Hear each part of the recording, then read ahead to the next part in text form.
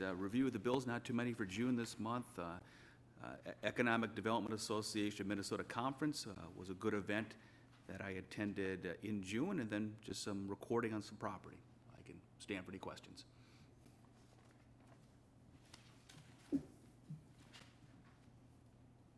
Okay, hearing no questions. Give a motion to approve the bills. So moved. Second. Thank you. All those in favor? Aye. Aye. Any opposed? Any other conversation or discussion about the bills? Okay. Next up, the business matters. We have a resolution to approve the loan fund application.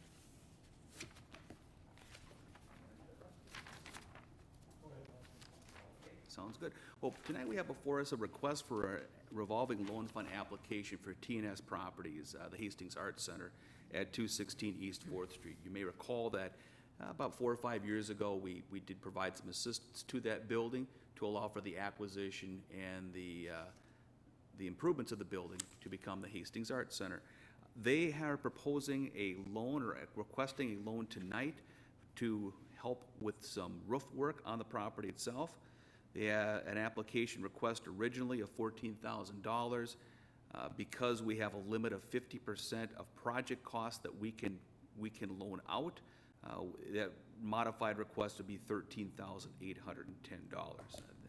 We have been provided some estimates from them, enumerating the expenses that they would incur for the property itself. As far as the loan terms go, the loan itself would be a 10-year loan at 1/4% above the prime rate, which is currently 5.25, and then it could be adjusted every 2 years to keep up with the prime rate itself.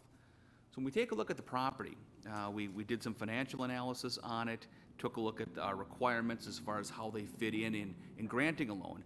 The type of project that they're doing on a historic property and the roof work that they are proposing meets our requirements for granting a loan. However, when you take a look at some of the loan information, financial information, some of the operating data that they presented raises some concern about the long-term viability of the Art Center itself. So we looked at that. We went forward believing that the roof work on the center itself is something that would be necessary for this historic structure, certainly. A delay in doing this would compromise the integrity of the facility and would need to be done at some point. So we are recommending approval of that loan tonight. So it does meet the eligibility. Under the business subsidy, it does fall under that, so there's no business subsidy law implications in that. So we are recommending the loan as presented here at $13,810. And I can stand for any questions. Thank you. Thank you, John.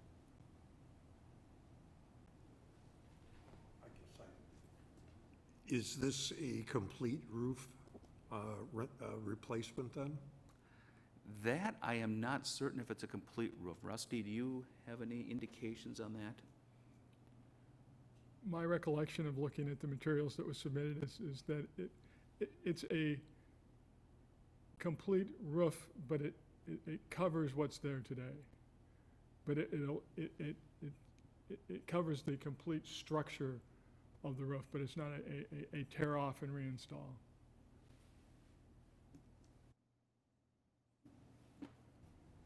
Any other questions about the project or loan terms? Okay. So we'd entertain a motion to approve this as a resolution. I'll second it. Thank you. All those in favor? Aye. Any opposed? And I'll note that I'll abstain from this vote. Okay. And there's a second matter, that would be the budget. Okay. Mr. Henson? Sure, I can give some background information on that. At last month's meeting, there was some information presented on the 2020 budget. And I submitted a worksheet going through some of the items and potential amounts for funding. And to provide the information to you and to have a discussion as to ensure that we were on track in allocating funds for the 2020 budget that met the needs and the desires of the commission here. So the items that I went through on the sheet relate to items that have been within the economic development plan that Rusty just put together recently, other economic development priorities we've had in the past, and put together the budget in that fashion. So I have included that worksheet within here, as well as what I had submitted as the initial budget to the city finance staff. At this point, within the financial budget preparation, we're obligated to submit our initial numbers. We're going to be meeting with the finance staff and the city council over the next month or so to finalize some of these numbers up. So there is some room in there to provide modifications. So I wanted to be able to present what we have tonight to the commission and make sure that I'm on the right track. And if there's any changes that would be suggested, that we could make those. So when we're taking a look at the budget itself, I kind of divided it into some of the major categories that we have. We have our commercial and residential rehab loan funds itself. We had $170,000 allocated in this year's budget. We're looking at next year to do similar. This year we had submitted it, we had delineated it between residential and commercial rehab. I'm putting that all into one pot there so that it could be used one way or the other. So that's a little bit of a change from what we've been doing in the past. Another item is environmental cleanup itself. I've allocated $100,000 in there. This includes about a $50,000 contingency for additional cleanup expense for Block 1, that's the area north of Art Space. We have been recommended for approval of a $270,000 loan from Metropolitan Council for cleanup, which is great. That should be finalized by the end of July. There's a committee meeting coming up on the 15th, and then the final decision by the full Met Council. So keep my fingers crossed on that, but generally speaking, the recommendation from staff follows through to an approval by Metropolitan Council. So that'll be good. We'll be able to start work on that project. The $100,000 I've allocated, $50,000 would be for Block 1, and another $50,000 if needed for other environmental cleanup, Hudson stuff, whatever that might come up there. Some of the other things I've presented in there are pretty similar. On the expert and consultant services, that has gone up to cover some of the items that we had talked about as far as plans and or assistance that we were looking for. That would cover some of the housing expenses we might have for consultant services to address issues related to housing, Vermillion Street corridor redevelopment assistance for analysis, preliminary design, and environmental costs, looking at the Hastings Industrial Park vacant land, looking at best use for that property, and some initial funds to start the ball rolling with UBC Lumber as well. The UBC Lumber building is something that we had acquired about maybe 10 or more years ago. It's been used as storage by the city for some time. Ultimately, we looked at that site and acquired that site for redevelopment. And so to try to figure out, A, what would be the market for redevelopment of that site, and B, what would we do with the storage needs that are there at present. So those would be some of the items that would be included under the expert and consultant services budget line item there. So that is what I am presenting to the city council, or presenting to the city for a budget for HEDRA in 2020. Wanted to make sure that answer any questions that the commissioners may have, and I'll stand for any questions. Thank you. Any questions at this point? If I have one, actually. With regard to the Vermillion Street corridor, how aggressive is the plan going to be with actually implementing some changes as opposed to just planning? Because it seems like we've kind of been down this road before. I mean, we have an idea, but kind of setting it in motion and having some real teeth to it would be a concern. I think the Vermillion Street plan has its best use in when you're negotiating or you're looking at people for redeveloping properties. This is the vision for it. We'll be able to sense if there's any gaps in making a project occur that we might be able to be involved in. So, I mean, there's different sites along there that I think have more value than others, that we can market those sites more directly with the people that are owning those sites, find somebody to come in, and then be able to provide some gap assistance. Thank you. Any other questions, commissioners? I do. Mr. I Vaughn? just want to confirm, John, that when we approved that Vermillion Street corridor plan, that was more market-based, not city-based implementation though, right? Where downtown or down on the riverfront, that was more city finance, I would call it. Where this, to confirm, Vermillion Street corridor plan is more market-based, let the market take care of that. Yeah, really one of the big differences between the plan we did for downtown with, where we were more actively involved in putting infrastructure in, park properties, those type of improvements. Where this plan, it's not as much of an infrastructure plan as the downtown plan was, but more of a marketing plan as far as what we would like to see there and how we would get to that point. And another follow-up, Chair. Looking at this budget you put in front of us, the 2020 request, the new initiatives is just a breakdown of what's in the overall, correct? Right, exactly. Got it, okay, because my only comment on the budget is the business park analysis. I know we actually put dollars and got that 150-acre piece from this group shovel-ready. We actually spent dollars to get it like that.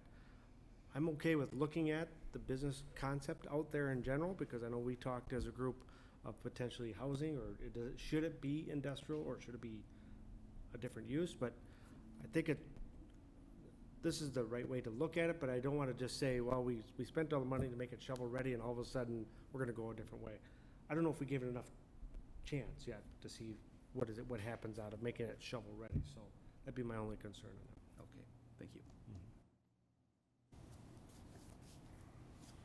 If there's no other questions, there's no action necessary on that. Oh, excuse me. John or Rusty, whichever one, the CDA, business incubation, could you explain a little bit more what you're discussing there? Is that an existing business owner has 5,000 feet in their building in the industrial park, and this is a project to help them work to make it an incubator opportunity? What does this actually mean? Yeah, it would be for existing businesses that have space that is not being utilized and would assist them in converting the space to rental space for someone that would be generally going into a business incubator. So it would be being able to better utilize space within a building. So what the funding would go for is kind of the management of doing this and some of the costs and conversion.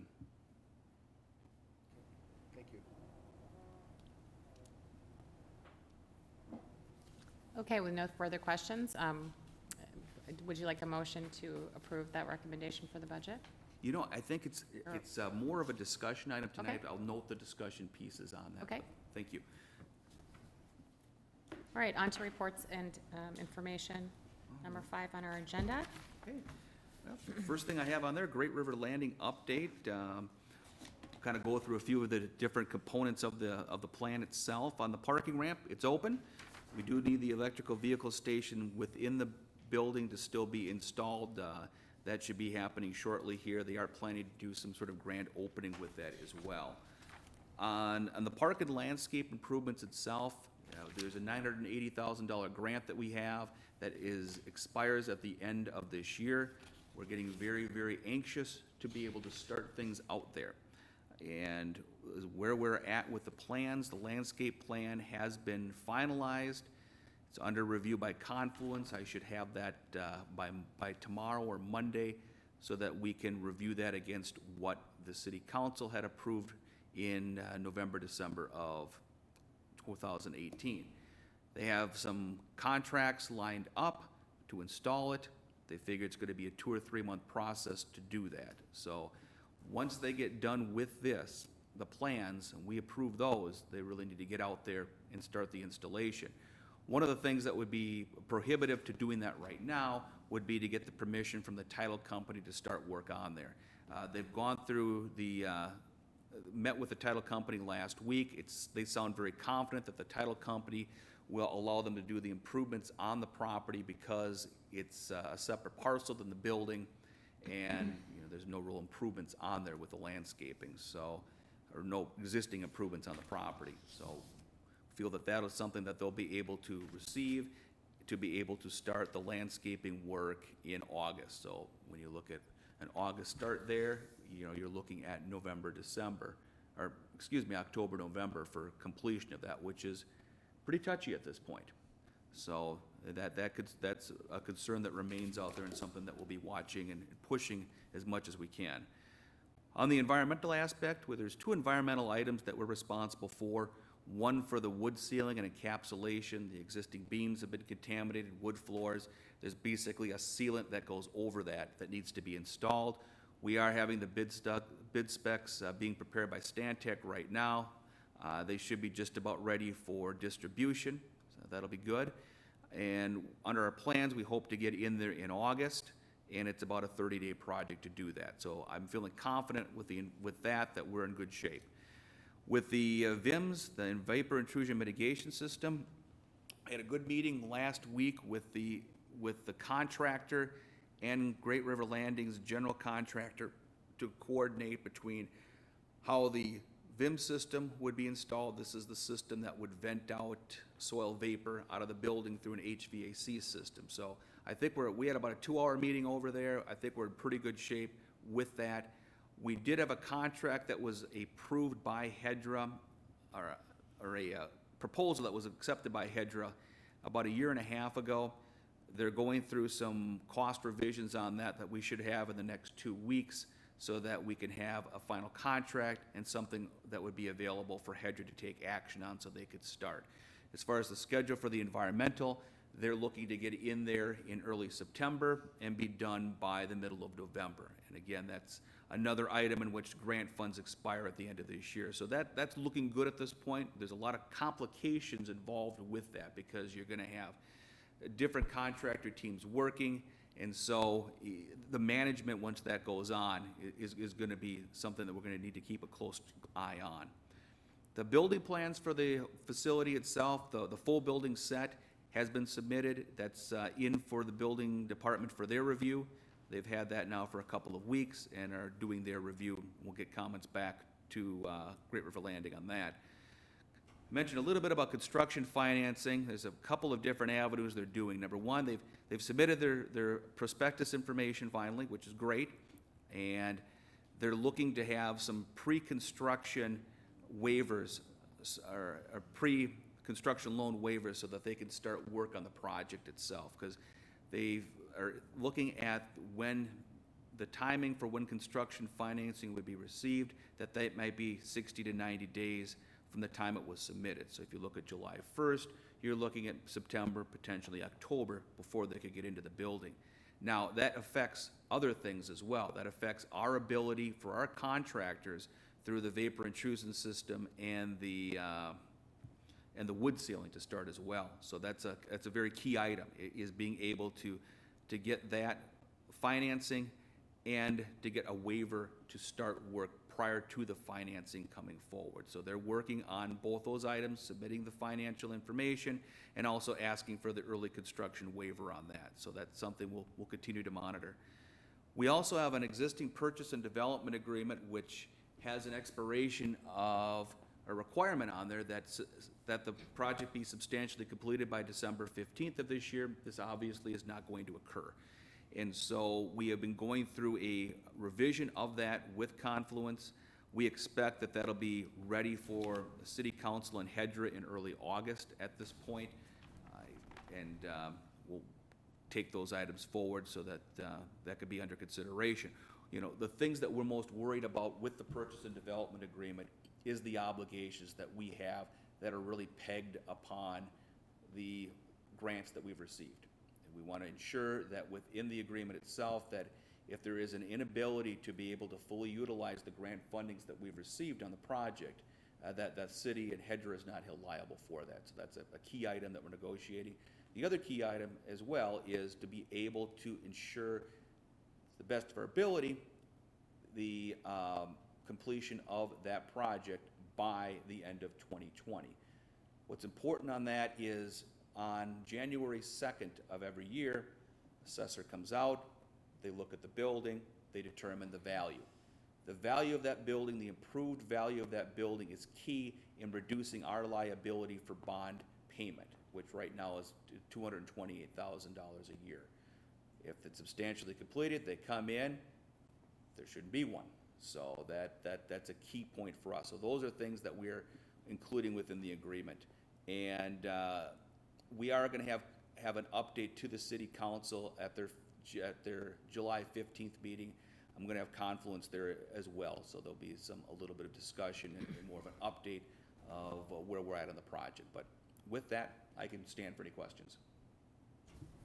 Thank you. Pardon me, was out gardening today. First question, is there going to be an audit of what was spent on the parking ramp? What was it?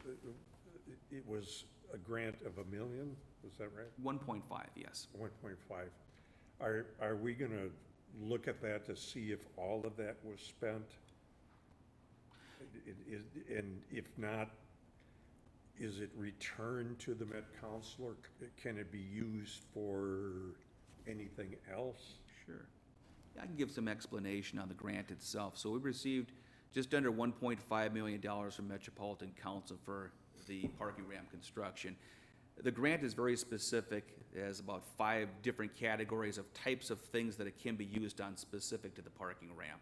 For example, even the alley work next door to it, that wasn't included. It couldn't be eligible for it. So the ability for us to use that funds elsewhere, I don't really think it's there to do that.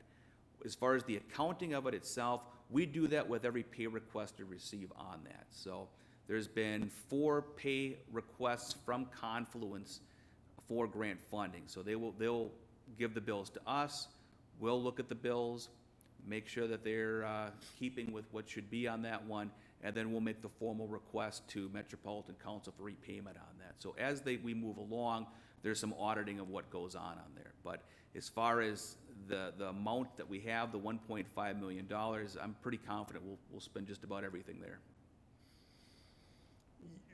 Yes, because it just seems like $1.5 million for a parking ramp doesn't look like $1.5 million. It looks very nice. You know, it is all complete, but it just doesn't look like $1.5 million worth of construction. So I'm questioning that. Yeah, I think it gets to be expensive on that with, you know, just from a material standpoint, you know, there's hundreds of thousands of dollars that go into there. I mean, I remember seeing bills just for the tip-up panels of $600,000-700,000 just for that aspect of it, then the concrete work, electrical work, site preparation. So it runs up there. Okay. Never built, my company never built a parking ramp, so. Yeah. Anyway, I do have another question. Again, why the delay in the completion of Great Rivers Landing? What has occurred, you know, since we came up with that December 31st deadline of this year that has made it all now move another 15 or so months out there?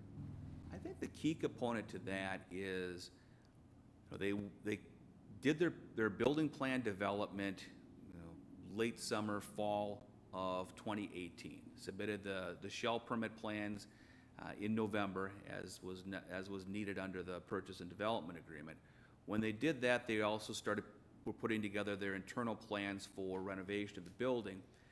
Did that, found that the costs of the renovation were substantially more than they anticipated, and spent probably about 6 or 7 months value engineering that to a point where they felt confident that they could take a construction loan out for financing to do it. So that 6 to 7 months, which was basically late 2018 into May of this year, was unexpected in having them go through the building and re-engineer things to get it to a point where they felt confident that they could take it for financing. So I think that's a key contributor to the delay. It's just surprising that that happened because with the experience of the developer for doing these kinds of projects, again, I don't know if the commission members are aware, my wife and I went down to Louisville and got a cook's tour of many of the projects that were done down in that area. And the reputation of Mr. Weiland in particular was such that there were articles in, nationally recognized newspapers as to, his expertise in getting all of this done. I find it surprising that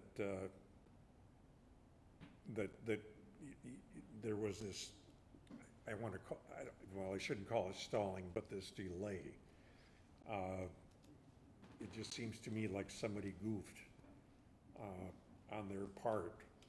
And, here we sit again on that, which then brings up my third question. And I know we're going to get a primer here from Rusty about tax increment financing shortly. Are we losing any TIF money because the occupancy is now delayed from December of this year to October of next year? The biggest factor on that is going to be, the valuation of the building will not increase in that. So the TIF district, the funding for that TIF district was brought in to reduce our obligation for the loan payment itself. So that's the key contributor there. I'm sorry, explain that again? Sure. With the TIF district, the incremental value, the value between today and the improved value, Right. that additional tax revenue, that valuation, we're being used to pay off the bond. So we're not getting any of that Right. this year. Not getting any of that this year, or very little of it this year. So we've lost about $250,000. Yeah, about 228, because those improvements were not made. So when you take a look at the way that the agreement was set up, December 15th, substantial completion, that would mean on January 2nd, 2020, Dakota County comes in, they see this beautiful new building, the valuation goes up, it cancels out our obligations for the loan payment for 2020. Now, with the construction being delayed to the end of 2020, and that assessment being done by Dakota County assessors in January of 21, that's where that payment comes in. Can the assessor come in now based on, and based on all of the, environmental mitigation systems and the cleanup and so on and so forth? Is there any increase in the value of the property? Well, that's a very good question. I mean, I think there'll be some valuation increase in there, I would hope, because we'll be putting in, by the end of this year, vapor intrusion mitigation system, that has value. There's been some other cleanup of the building, perhaps that would have some value to it as well. So I think there would be some increase on it. To what extent, I'm uncertain. How much, I don't know if you know off the top of your head, but how much has been spent on that property for all of these, just period, whatever we've spent on it through grants and so forth, not necessarily city money, but how much has been spent to get the building to the point that it's at right now? From a grant standpoint, that's right, I think about 4.6 million in grants that have gone into that project. That number I'm quite certain of. Out-of-pocket expenses that we have had up to this point, I mean, there's been maintenance expenses we had, which were for the holding costs of it. I'd I hate to give a number on that one at this point. I could certainly get a number and get back to you. I would like that, if you could send that out to us, so that we know. The other thing, I mean, that's the one expense there, but how much in-kind service has been spent? Staff time, you know, and, you know, all of those things, the writing of the grant proposals, you know, the meetings with these folks, all of that, I would guess it's probably close, because this has been going on for 5 years now.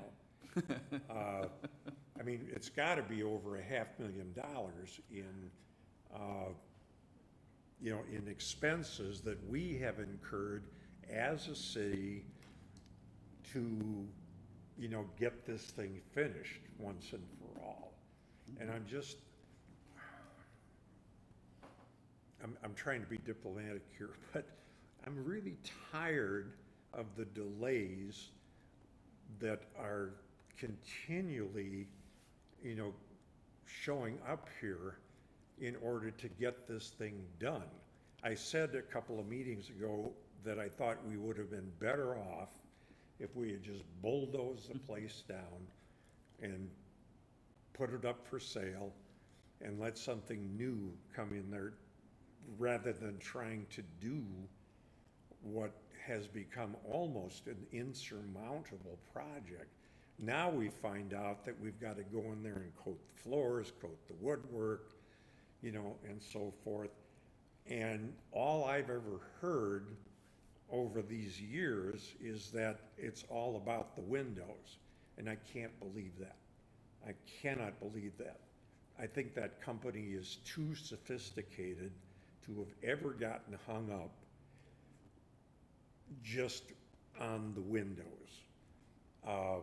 I know it's a complicated piece, and that's why I think we probably should have bulldozed it down. The delay is now another year. I'm seeing that we're losing $250,000 that we should have gotten, you know, out of the TIF for the whole thing. And quite frankly, I don't see that there's any guarantee that they're going to be done by next October on this. It's kind of a Chinese fire drill over there. You know, I wasn't on HEDRA when Confluence was approved, but there were other developers, you know, standing here wanting to do this project that I think were much more sophisticated and much more of an expert on doing these kinds of things. You know, examples, the Schmidt Brewery, it's all done. There's people living in there. Environmental cleanup occurred in a very nice fashion, very quickly. The old, over there on Arcade, was it the Hams Brewery site? No. Yeah, on Was it 7th and Hams? Arcade, sure. Yeah, and we've got businesses in there now, and they're doing all kinds of things, and the property tax is coming in. And here we sit with this. I'm just very upset that this is going on. And I wish we had taken another avenue on it. I'll stop for now. Ron? Joe, I sense your frustration, but it's Monday morning quarterback 3 years later. So, I mean, I can sense what you're saying, but we don't know that any one of those other developers wouldn't have had the same issues when they worked with SHPO and went through the project. And you started your conversation by saying you and your wife had visited Louisville, and what a wonderful job that We were partly listening to that when we saw the presentations. We were listening to the presentation that was done by Pat Regan, who we knew locally, and by the group from Louisville. So we chose it 3 years ago. You know, we can all be frustrated with it. Let's just get it done. Yes, Mr. Bach? Thank you. I just got one question, but I think, again, sense the frustration. I think the devil's in the detail when we do this agreement amendment. That's where we got to make sure we protect ourselves as HEDRA in the city. So I'm confident that our legal team is going to do what's right for us as a city. Question I got for staff, you brought up the waiver. Do we have a plan B? Are we working on what if we don't get that waiver or they don't get that waiver? Is that really going to throw a curveball that we're going to have to come up with? Yeah, if they don't get that construction waiver and/or the ability to start construction lags into the fall, it puts into question our ability to fully utilize those grant funds for the interior work, because we're not able to go into the building with our contractors until their title company gives the okay to do that work. That's what I wanted to confirm. Okay, thank you. Any other questions, comments on this subject? Yeah, you know, I'm not blaming the city in my frustration. I think the staff, especially you, John, have bent over backwards to be accommodating to the developer. It just seems like there's a lot of frittering away on their part. And again, you know, the in-kind services that we provided have been, you know, quite astute, very valuable, have been worthwhile on all of that, but we keep getting stalled on it. So it's not us, it's the developer, and very concerning. Thank you. There's nothing further on Great River Land. I can move on to the Block 1, the Panache Apple site. I did mention earlier that we're recommended for approval of the $270,000 grant for environmental cleanup, so that's great news. Do what I can to make sure that they take final action on that by the end of the month. If they do that, we should have the contract towards the end of the summer, and I think we could start some work down there by fall. So I will verify that with Braun Intertech, who we've been using as our environmental consultant on that project. So our hope is that we can get in there and do some of that work yet this year, so that'd be great. Again, with the contract that we have with Panache, they are required to provide us some information by September 30th so that we can review that prior to the end of the agreement on October 31st. So still waiting that information, but I could stand for any questions on that project. And then I will turn it over to Rusty here, who is going to give us a primer on tax increment financing. And we're very fortunate to have Rusty here for a lot of different reasons, but one of the reasons is on the tax increment side. There's not many people, I don't believe, in the state of Minnesota that have had as much experience and knowledge in TIF over the years as Rusty. So he's been a great teacher to me on this, and hope to be able to instill some of his knowledge onto you folks as well. So I'll turn it over to Rusty. Well, with that introduction, thank you, John. I think it's inevitable as we move forward on different projects here in Hastings that this body will be faced with a request for the use of tax increment financing. And rather than wait until you get a request, I thought it would be good to take advantage of this meeting to give you tax increment 101. It's complicated, but these are the basics that I think will help you get a good foundation to build off of. If you have questions as I'm going along, please jump in and ask. It's a very informal presentation this evening. So understand that this is probably the most important economic development finance tool that's available to Minnesota cities.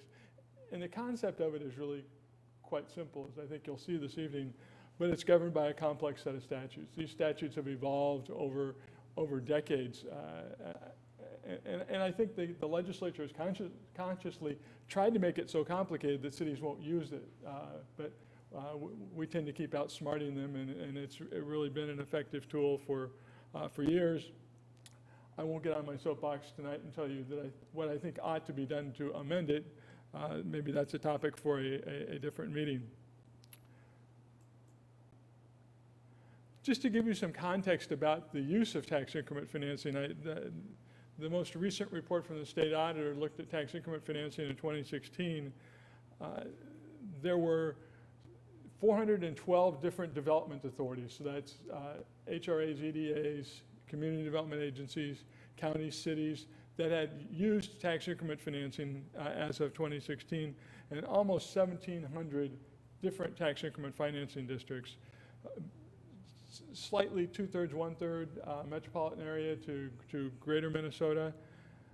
About half of them were for redevelopment, and then followed by about 1/3 for housing and the rest for economic development, with a small slice on top of that for special legislative districts.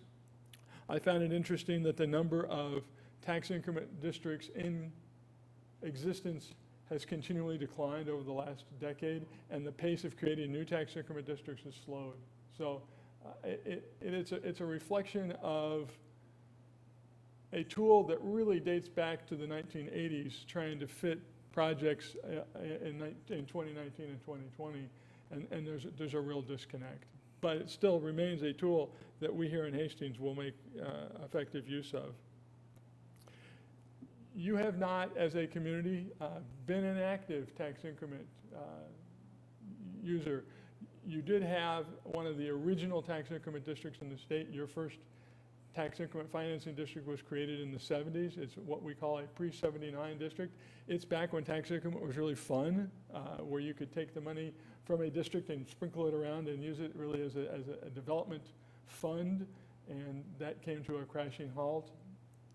So projects now tend to be tax increment districts now tend to be very project specific. So from really the last 2 decades, you've got the Guardian Angels housing project. You've got one that you did downtown for some improvements, but it's been decertified. And the 2 others that remain now, the redevelopment along Vermilion Street for the Napa store, and then the one you were just talking about for Great River Landing.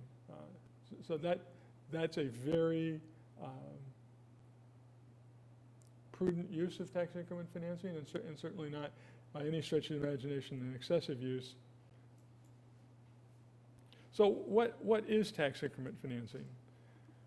It's the local property taxes generated from new development that are captured from specific parcels and used to facilitate private development that achieves a public purpose that would not occur as proposed without the use of tax increment financing in accordance with state law. And I listed it this way because each one of these points by themselves are important as you try to understand how tax increment financing works.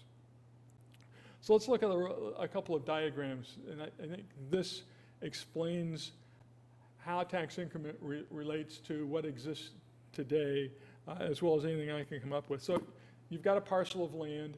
It pays property taxes now, and those property taxes go to the city, the county, and the school district, and it could be a watershed, transit, metropolitan council. There are a variety of other special taxing districts.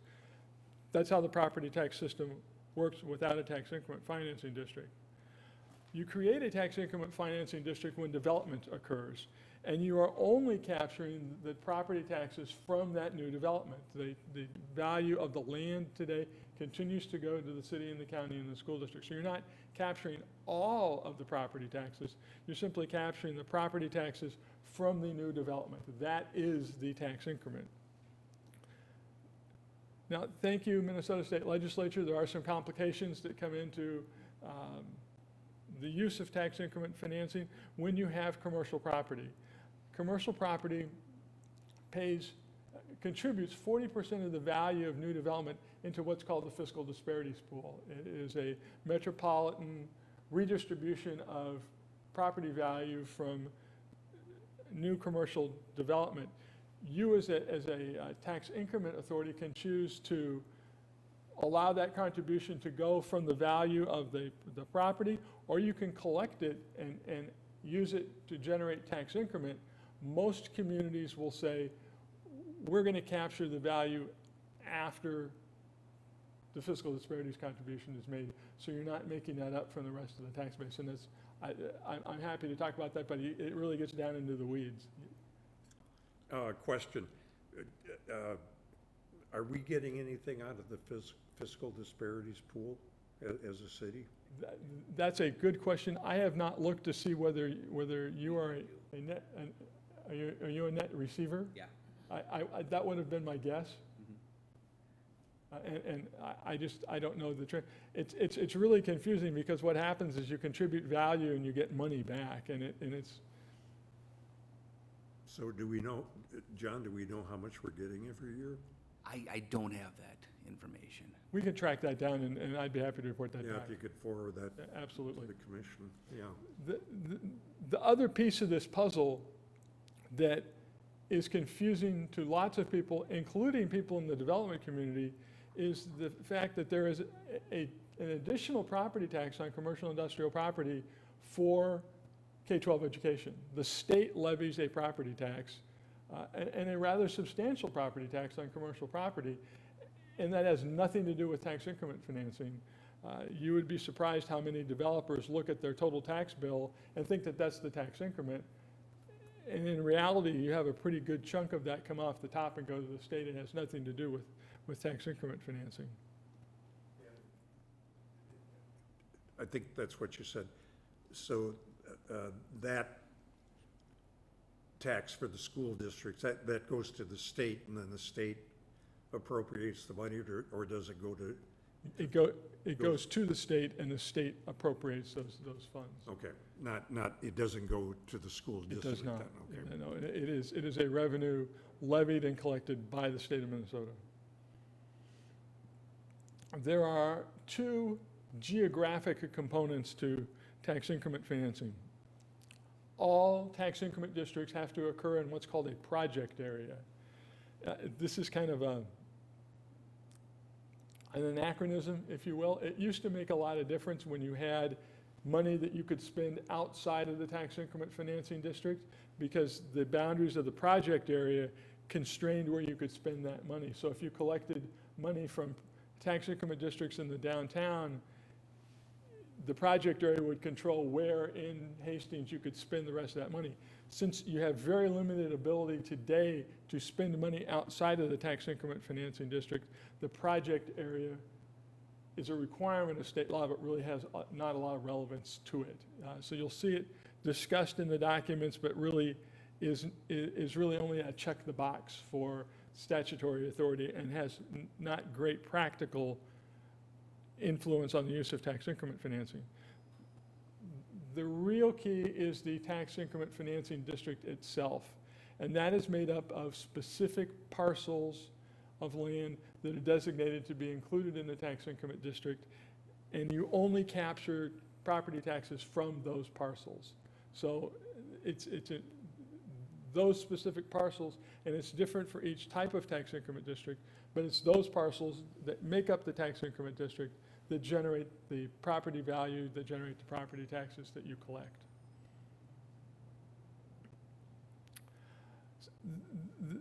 The ability to use tax increment financing is really tied by state law to the type of tax increment district that you're creating. And each one of them is different. There are 5 different types: redevelopment, renewal and renovation, housing, economic development, and soils conditions, and each one of them is subject to different rules. And that's why it's important to have a good working knowledge, either from staff or consultants that use tax increment financing, because you can't necessarily apply what you know about one to the other. So for a redevelopment tax increment district, think blight. That's typically what. Rusty, I apologize. There was scheduled 2 many meetings tonight, so Nothing I said, I hope. there was nothing you said. I appreciate it. Thanks, Ron. we'll send your test to you via email. People think of blight when they think of a redevelopment district. There is no statutory concept of blight. What the statute talks about are structurally substandard buildings. And this is one of the things that the legislature did that I think was just trying to make it complicated, because there's specific statutory criteria for how do you determine a building is structurally substandard to the degree required substantial renovation or clearance. That's what the language says. But for all intents and purposes, they are buildings that have reached the point where they either need to be torn down or you need to spend a substantial amount of money to rehabilitate them. You need those buildings to create a redevelopment tax increment district. You also need to have it occur in a built environment.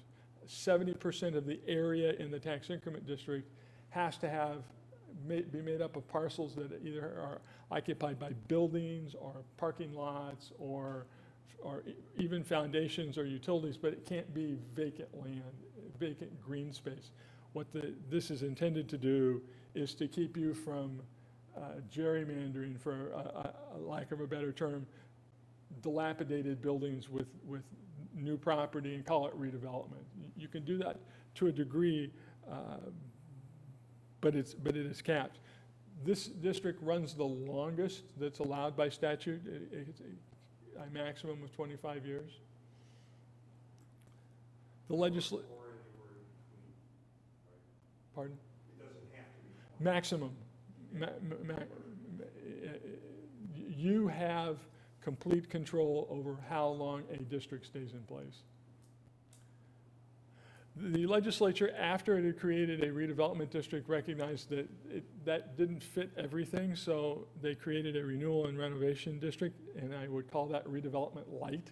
It's subject to a lot of the same criteria, but it requires fewer number of structurally substandard buildings. It has some other redevelopment findings that are usually very easy to make. The trade-off for that is it's 10 years shorter in its maximum life. It can stay in existence for up to 15 years. For a housing tax increment district, think affordable housing. It is designed to benefit, in part, persons of low and moderate income. There are specific criteria that must be met when you create the district, and it's generally done for rental housing, although you can do it for owner-occupied housing. I don't know that I recall working on a housing district for owned housing, so it's almost always rental, which means you have to not only make the finding when you create the district, but the developer has to prove that up every year over the life of the tax increment district. And the statutory tests are really two. Either 20% of the units or more have to be occupied by people at or below 50% of the area median income, or 40% of the units have to be occupied by people at 60% or less of the area median income. So it can be a mix of low income and market rate housing, but you have to meet this minimum threshold. It too has a maximum duration of 25 years. Back in the day, economic development tax increment districts were anything that wasn't some other tax increment district. So you could do commercial, you could do office, you could do a variety of different things with it. The economic development district today is very jobs focused. There are a specific list of uses for which you can create an economic development district, and they are all, with the exception of the newly added workforce housing, related to what I would call industrial development. Manufacturing, warehousing, R&D, telemarketing. You can't use them for commercial, office, other things that we might see as economic development here in Hastings. Oh, that's the wrong key. Let's try this. So the creation of a tax increment district generally takes 60 to 90 days, and there's a statutorily set process to go through. We'll get a request for tax increment financing. We put together a form of an application, so which the parties that are asking for assistance have to give us certain information about their project and why do they need it. And we'll look at that and evaluate it before it goes forward. In Hastings, HEDRA has been the authority that has created and manages the tax increment financing districts, so the process begins with you. The city council is involved because the city council is required to hold the public hearing required by state law. So you initiate the process by asking the city council to hold the hearing. The city council subsequently sets the date for that public hearing. So that kicks off the formal process. A tax increment financing plan is prepared in accordance with statute. And 30 days prior to the public hearing, not less than 30 days, a draft of that plan has to go to the county and the school district. So they are aware of what's going on. And that plan specifically has information on the fiscal and economic impacts to the county and the school district in it so they can evaluate what it means to them. A notice of hearing must be published not less than 10 or more than 30 days prior to the public hearing. There is a planning commission review. One of the findings that you have to make with a tax increment district is that it's consistent with the general plan for the development of the city as a whole. Sometimes that can be accomplished by other planning commission reviews. Typically, it will go to the planning commission and they will make that finding on your behalf.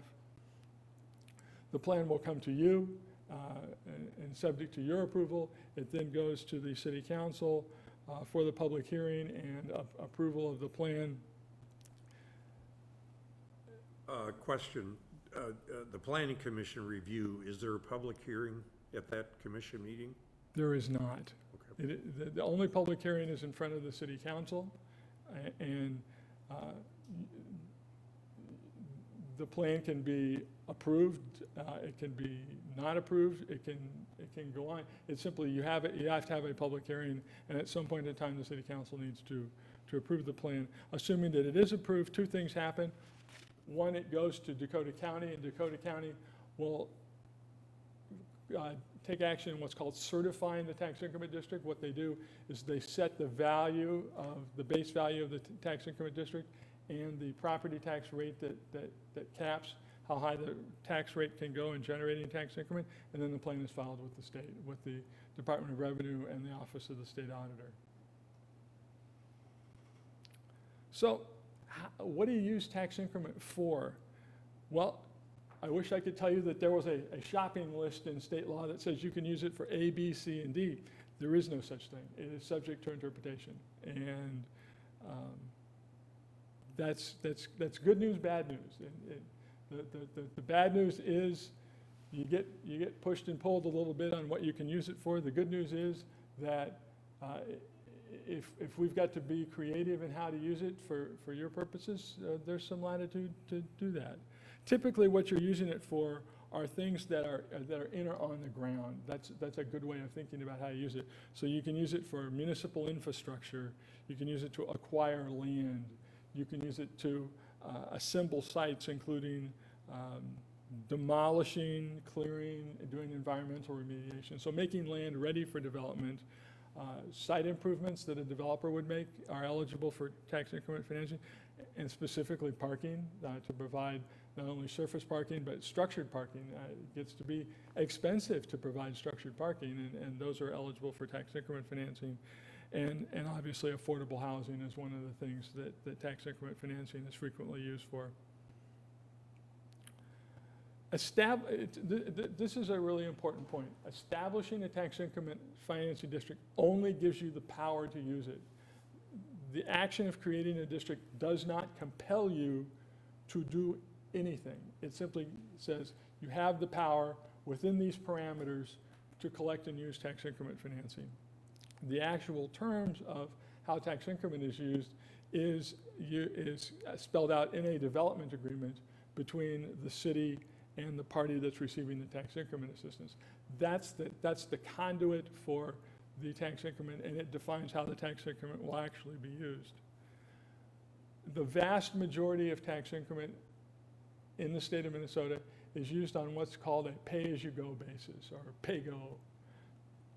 It means that you only pay tax increment if and when you collect it. There is no obligation on behalf of the city to make whole any development agreement. So if the development agreement says you're going to pay the developer $500,000 over the next 20 years, and at the end of 20 years, they've only received $350,000, that's all they get. So the risk is transferred from the city to the developer. And that came about a couple of decades ago when the legislature was changing the property tax system, and cities who had incurred obligations and issued bonds got left holding the bag. So this is the mechanism that has become common, and the development community expects that this is how it will work. In that development agreement, however, there's a TIF note. The reimbursement of project costs incurs with interest. There's a carry cost to a developer of paying these costs up front and then getting reimbursed over time.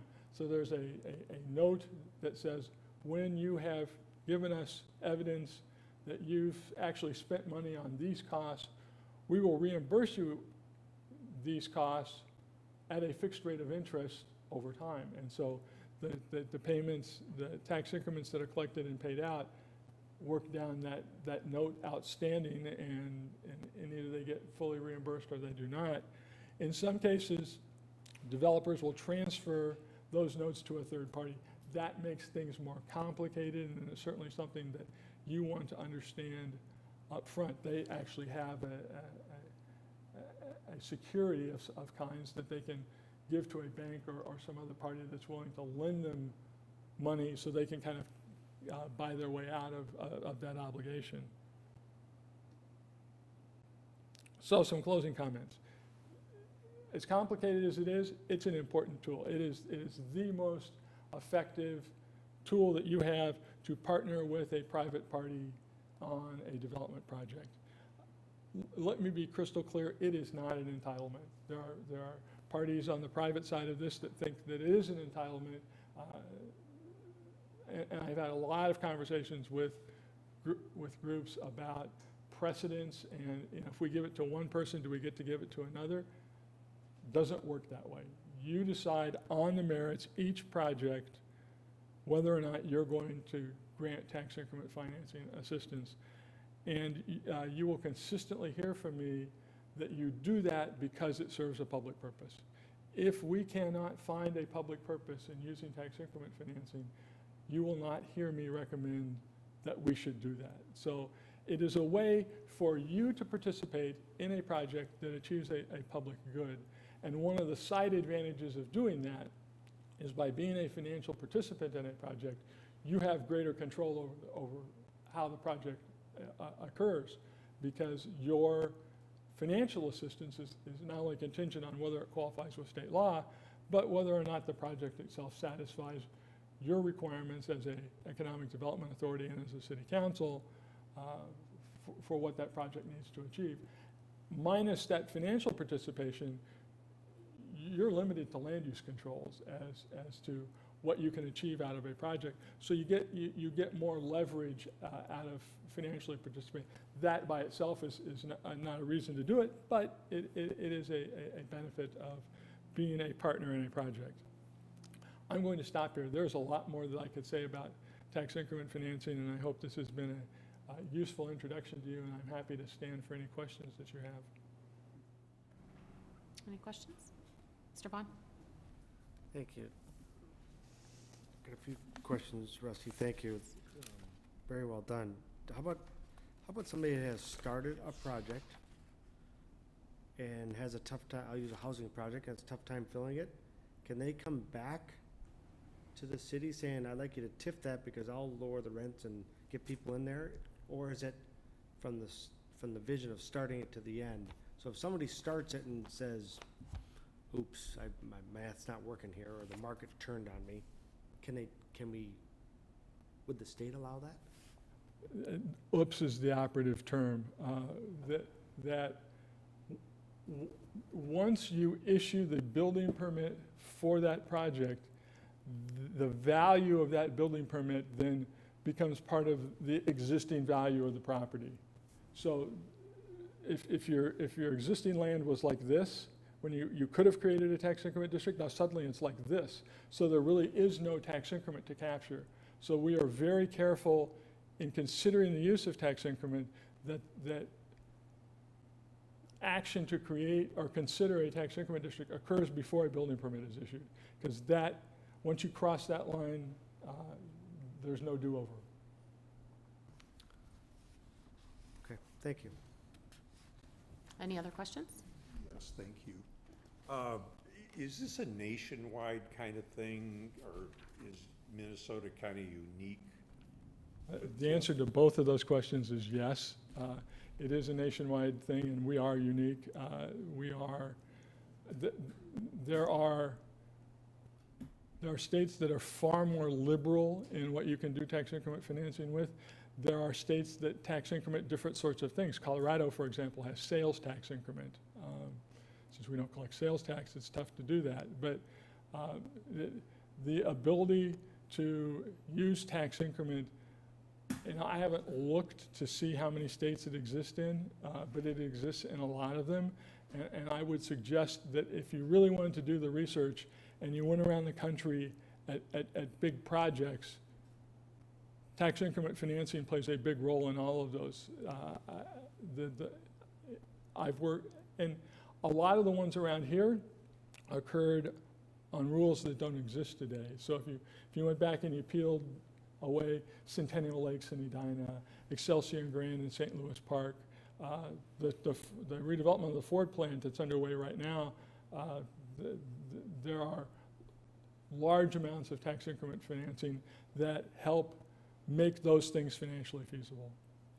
Now, I want to emphasize one thing that I may have glossed over.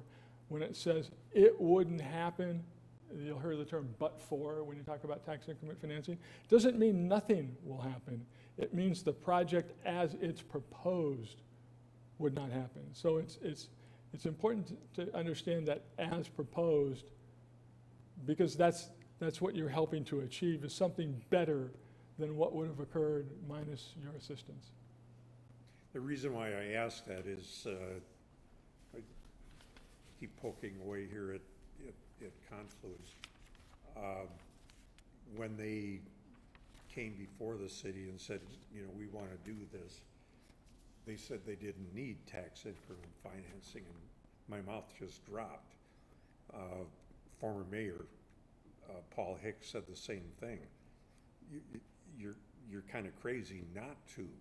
So I'm not sure whether they were astute as to what the state of Minnesota has to offer versus, Louisville, Kentucky, or other states. I would assume the TIF districts or the TIF laws vary from state to state, like you said, Colorado, Minnesota, so forth. But it is, if used right, a very valuable tool to get redevelopment going. I have said many times that I don't like TIF because I don't like what it does to the school district in terms of shortchanging them on property taxes. Yes, the state collects a property tax above and beyond the TIF, but my research has shown that it's nothing near what the school district would get if it was not a TIF district. And I am very happy that Hastings has used it very wisely. We haven't gone overboard. You read in the paper where some city is going TIF with some project, and you go, is this a but for, kind of a project, or are they just doing it because they're trying to, grease the wheels for a developer on that? I would say in that regard that if used correctly, no one is damaged because the development would not have occurred. So you can't lose what you wouldn't have had in the first place. So that's, we could all go around the state and say, don't know why it was used there, but all we can control is what we can do here.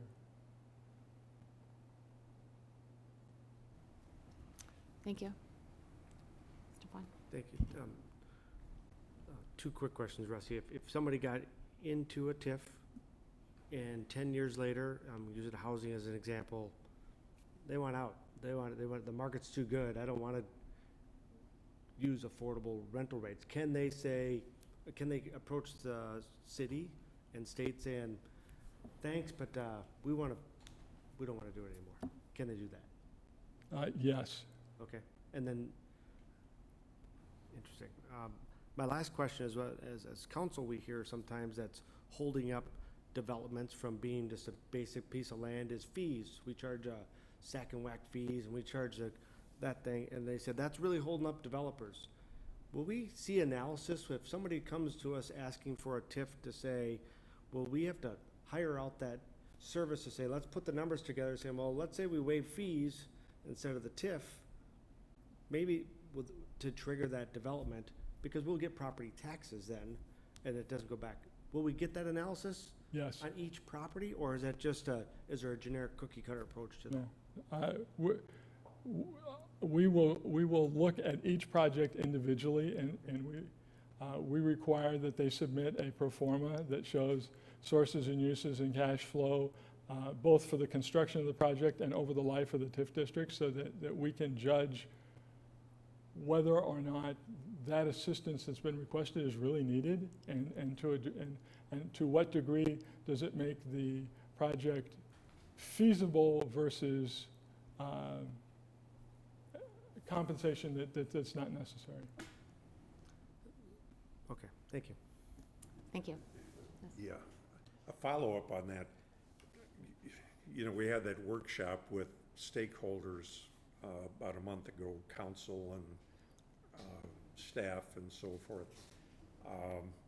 There was much haranguing by potential developers about fees and costs and so forth. Well, I finally got around to the Sunday paper last night, and in the business section, there's an article that talks about what it costs to build a house and how much of that cost are fees. And they're all coming from statute. They're really not coming from anything local. I was concerned at that workshop that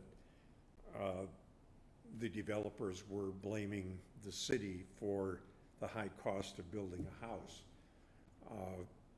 in the city of Hastings.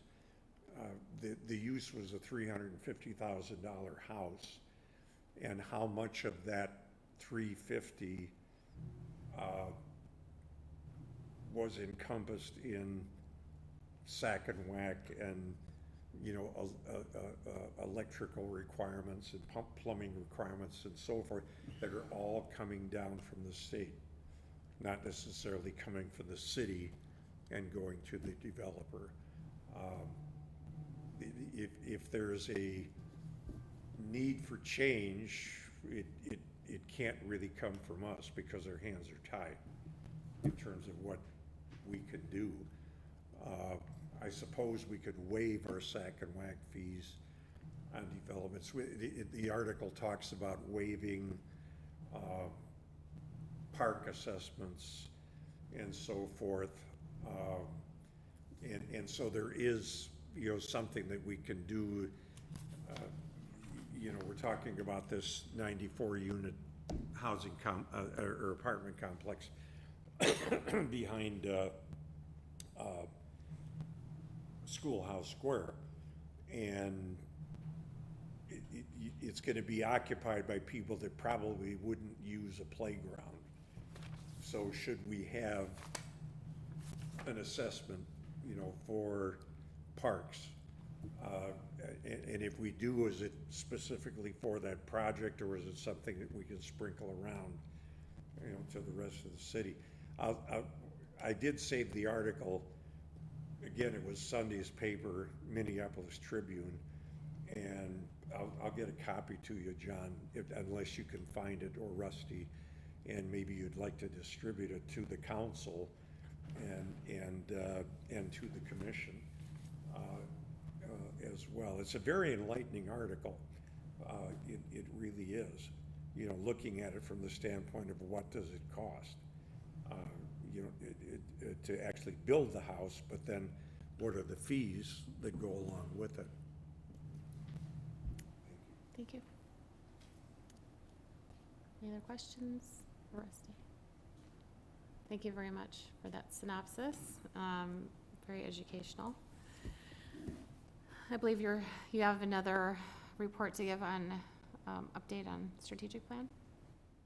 Thank you. I really don't have much of a report to give you. One of the commitments I made with the strategic plan was to give you updates about what's going on. And this is really more intended to be a start of that process and say, you know, is this format useful? Are there other things that I could tell you? So I'm really looking more for feedback from you as to what you would like to know. Obviously, as we go forward, there will be more substantive information, more timely information that requires some discussion. The purpose of having it on the agenda tonight is to say, is this helpful? And either tonight or as we go forward, don't hesitate to give me some guidance on what would help this be more relevant for you. Thank you. And I think everyone received an outline of how you've structured that, which I like the format of it because it's categorized and it has a specific goal and a specific action. And it's simplified, which is nice to read. But I think what we can do is keep it in a simplified, or I'd like to propose we keep it in a simplified structure for meetings. And then for us to maybe prepare questions ahead of time or send them to you ahead of time so that you're prepared for it. And there might be duplicate questions, but anyway. Anyone else? Go ahead, Jen. Additionally, as we create projects and work on projects together, creating those timelines a little bit more broken out would be helpful, but only when it's appropriate. I agree with Commissioner Sullivan. I like how simple it is and easy to digest. Thank you. Okay, anything else on strategic plan from anyone? Okay, and Mr. Hinsman, do you have the updates on commercial vacancy? Sure. Commercial vacancy, not much change on the numbers as you went through the month. Looking at things that have occurred around town, Hastings Social Tavern has opened up in the former Breakaway Arts building, so that's in operation. We were over there for the ribbon cutting about a week ago, so it looks like that'll be a nice place. And the parking ramp, of course, is open on West 2nd Street. Pleasant Hill Library has finished their completion of improvements, so they're back open for business. As far as other things going on the development side, we did have a planning committee of city council meeting on Tuesday night. And one of the items that we're in very initial discussions with is a proposal at the Schoolhouse Square property on the construction of a affordable senior housing facility on that site. So we had the committee take a look at that. One of the things that they would be asking for would be a housing tax increment financing district. So the discussion we had tonight is certainly pertinent to a discussion we may have down the road with that. And we just wanted to do a check-in with the committee. It sounded like there was nodding of heads at the committee that this is something that we should consider, and we'll continue to work with this developer and see if something comes forward in the future on that. So that's great news. One thing that's a little bit disappointing news is we went out for bids on our soil hill over in the industrial park that we need to clear off for the mini storage project. With that bid, we received no bids.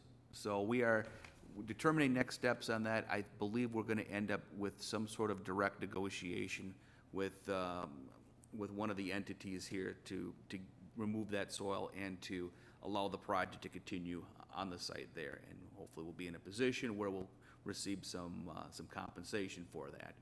And so we'll have that to report more in the future when something's done there. But I have met with Creek Rentals, met with them earlier this week. They're continuing to move forward on their plans for the project, so that's a good thing as well.